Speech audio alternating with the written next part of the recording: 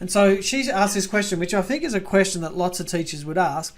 So she's going, how do you, or do you need to walk that fine line between gamification for the sake of gaming and that engagement side of things and the learning? So I guess... What was her name? So Sarah. So, I mean, Sarah, yeah. Is it like gaming for the sake of it, or is it learning? But you know what? It's the question. It's not a great question, it's the question. And I don't think you do need to walk a fine line. I think that it's been a really common part of what I've spoken about this session.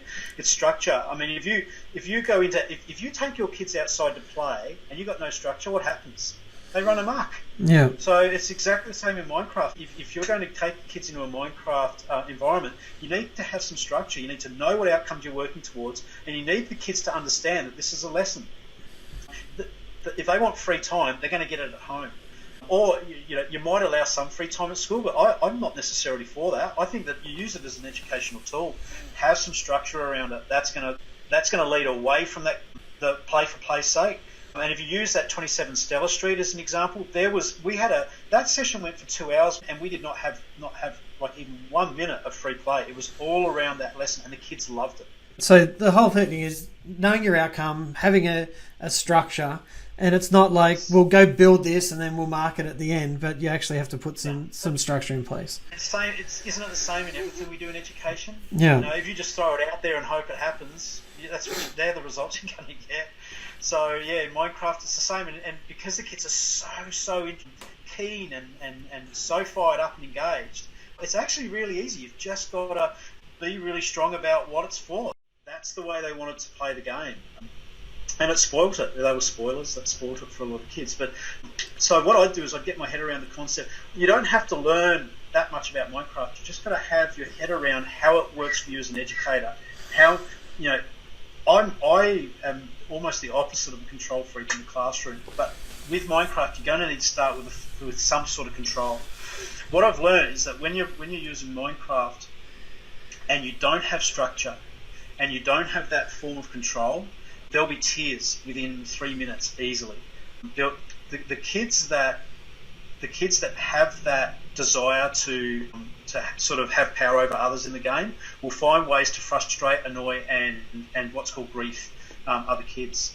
So if you set a structure up, and it just has to be a basic sort of structure, and the kids understand it, and they understand the game's it'll be taken away if we don't all pull our weight, and also show them what's coming. Show them, here's the leadership model that I want to introduce. Here's where I want you guys to fit in. This is how I want you to be a part of it. It'll take no time at all for you to go from that point A to point B. But I really think as the teacher you need to take some responsibility for knowing about the game and how you want it to look. That's going to be really good. One of the things that we wanted to let everyone know as well was that in September and the beginning of October this year, we're running a conference called the Using Technology Better conference. And the conference is going to be built around the whole concept that you pick a strand and you stick with it all day. And this is a perfect example of why we've designed a conference like this. Tim's going to be speaking at both of those conferences, the one in Sydney on the 29th and 30th of September, and also in Adelaide on the 2nd and 3rd of October.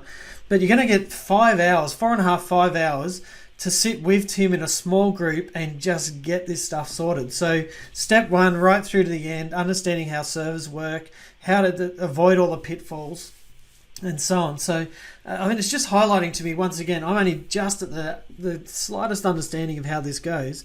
You've certainly pricked my interest, but I guess my initial response is, gosh, it sounds so good, but I don't know where to start. So we'll put some links into the show notes. Obviously not everyone can attend that conference. Yeah. Although I would even say to people overseas, like September is a beautiful place to be in Australia. And I'm really excited about I'm calling it UTB. I'm really excited about the UTB conference, and the reason being that I actually did I was at a Google Apps for Education Summit, and I did one of those 1 hour sessions on Minecraft, and I've done lots of different sessions at the GAF Summits.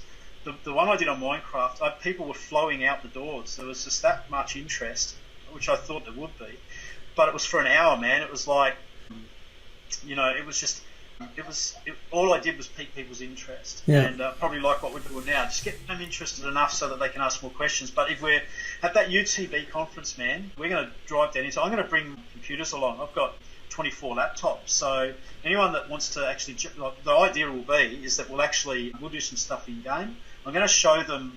We're going to muck around my server because it's really cool. But we're also we'll fire up Minecraft Edu and we'll have a look at that because it is different. And what we'll do is we'll have a look at how to get it set up. But we're also going to like plan a lesson together, and I'm also going to teach a lesson so that they can be the students and run through it that way as well. So we're really going to drive down into it and ask questions all day. I actually think that this is going to be the optimal way of getting your head around Minecraft in education.